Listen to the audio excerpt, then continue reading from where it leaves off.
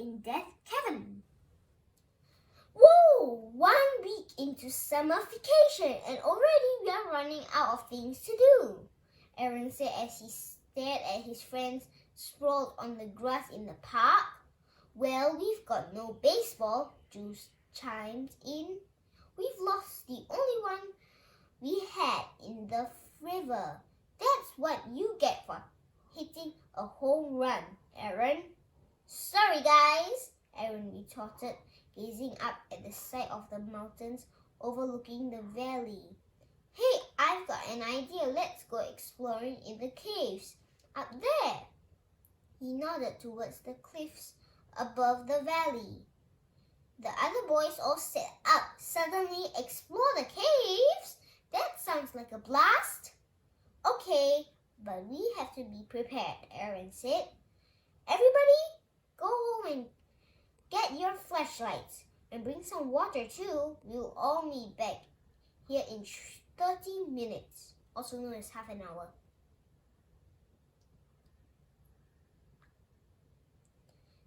The boys raced off and were back in no time. This is going to be fun, they shouted as they climbed toward the cliffs. When they reached the rocky ridge above them, Aaron pointed to a large opening in the side of the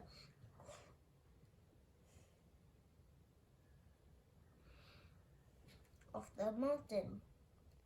Let's try that one! 8 boys scrambled up the steep hill and into the cave. They descended into the mountain. Soon the passageway grew smaller. Sometimes they even had to crawl on their hands and knees. When they came to a fork in the cave, they took the passageway to the right. A dozen yards further, they came to another fork in the cave and decided to take the passageway to the left. Still further along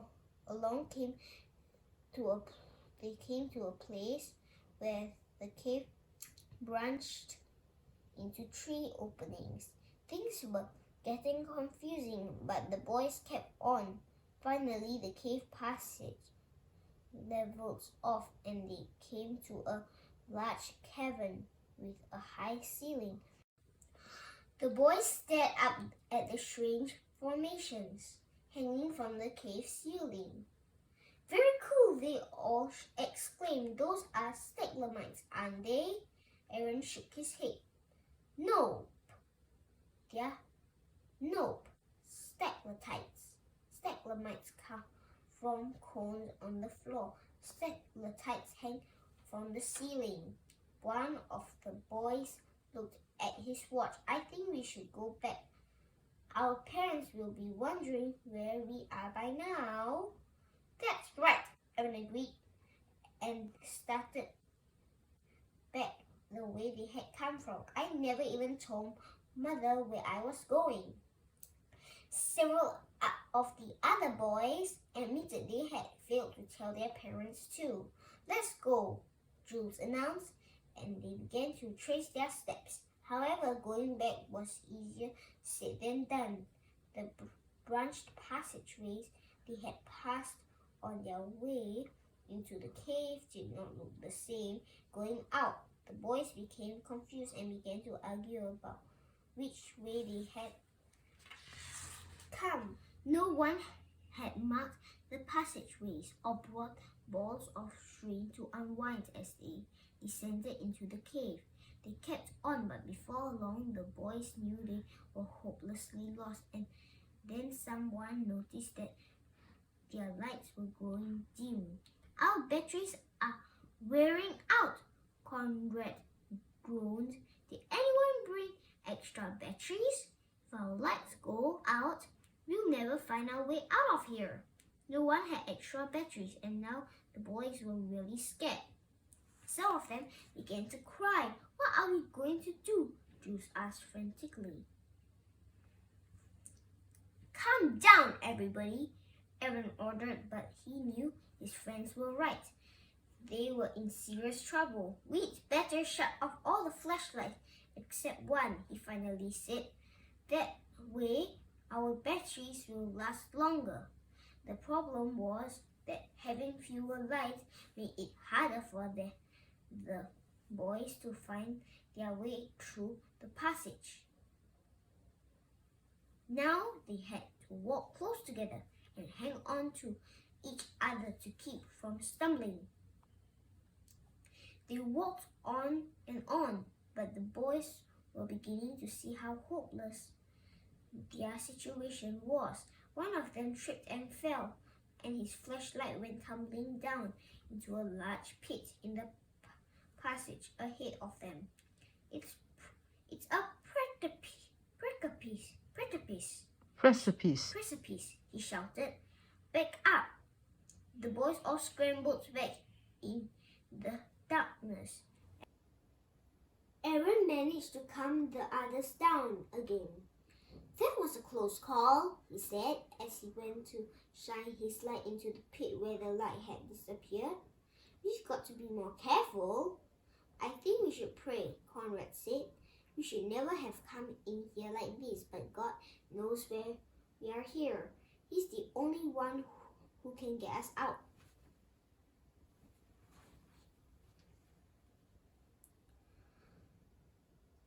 The boys all bowed their heads. We are sorry we got ourselves into this trouble, Aaron prayed. Forgive us, Jesus, and help us get home safely. The boys felt a little bit better after praying and started on their way again. From the passageway sloped slowly upward until they came to another large cavern with a gigantic pit in it. To keep from falling into the pit, they would have to walk very carefully along its edge. There was no stopping now. Even if they wanted to go back, they couldn't. The only thing we can do is to keep moving, they told each other as they inched their way along the pit. However, using only one flashlight made it very precarious, and Aaron had to remind them to take their time. The passageway now grew smaller until they came to a series of deep shafts in the cave floor that blocked their way. Each shaft had a narrow sand ridge stretching across it. The only way through was across the hanging bridges of sand, some of them not more than 2 or 3 feet thick. I can't make it, one of the boys cried. I'm afraid of heights. You have to go, Aaron insisted. We've got no choice. Conrad, you go first, and then the others can follow. I'll go last. How they all made it across the bridges, they never knew. On the last of the bridges, as Aaron reached the opposite edge, the sand collapsed behind him into the darkness of the pit. Everybody gasped, and Aaron thought his heart would stop. Thank you, God, was all he could say as he hurried to catch up with the other boys. Then Jules let out a shout. I see light! Sure enough, there was a small patch of light glimmering down through the crevice. A few more anxious moments followed as the boys climbed up and up until they came out into the twilight of sunset. Whoa! Aaron wiped the grimy sweat from his face. If we had gotten to this spot in the cave any later, the sun would have been down and we would have never seen the light. Thank you, God, the boys all cried again, but now there were tears of joy. We nearly died in there, Jules said. That was a death cavern for sure. They later discovered that the place where they exited the cave was more than 2 miles from where they had entered. It was a miracle indeed, and they never forgot it. Years later, when they were grown men, Aaron and his friends still remembered with gratefulness to God. With gratefulness. With gratefulness to God, the day He delivered them from this certain death in the heavens. Okay, think about it. What could the boys have done differently to avoid getting into such a dangerous situation? I know. One, they could have brought some strings, ropes, or thread to mark where they were going. B, and I know the second one, they could have informed their parents. And I know the third one, they could have brought extra lights, all the batteries, and I know another one, they could have just stayed and didn't even come in the cave at all. Do you think people can still do the right thing even when they've made mistakes? I know, yes.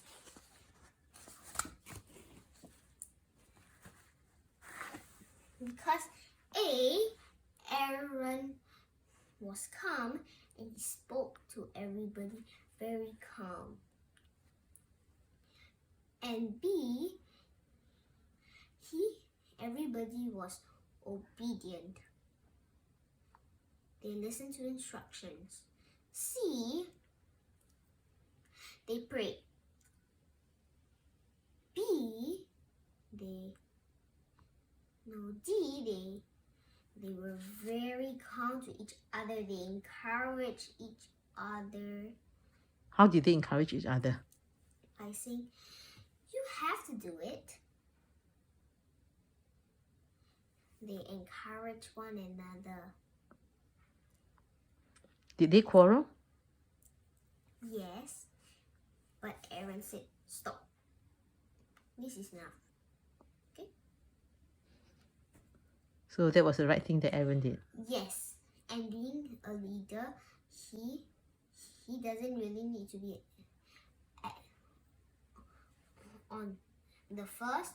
A leader can be in the middle, can be the first, can be at the back, can be anywhere. So why do you think Aaron was at the back? Because Conrad was brave enough to be the first, and he was brave enough to be the last. But of course, if somebody in the middle is dropping down, that means she drops down on the sand thing. Wow! Everybody that passed by, have to trip down as well. Wow! Lucky thing that Aaron was the last lah. Because if anybody else were the last, and they were still standing on that same bridge who was going to fall, wow, you die. So deep. Summer is very dark. You have your light, but it's growing dim. Okay. Do you understand what I'm trying to say? So what do you learn for yourself for this story? Keep praying, encourage one another, and tell each other you are doing well. Keep on, keep up, do this. This is very good for you. And another thing that I like about this story is that everybody was encouraging each other and telling God, I'm sorry, give me another chance. I need it. Please help me survive. That's all. I like it.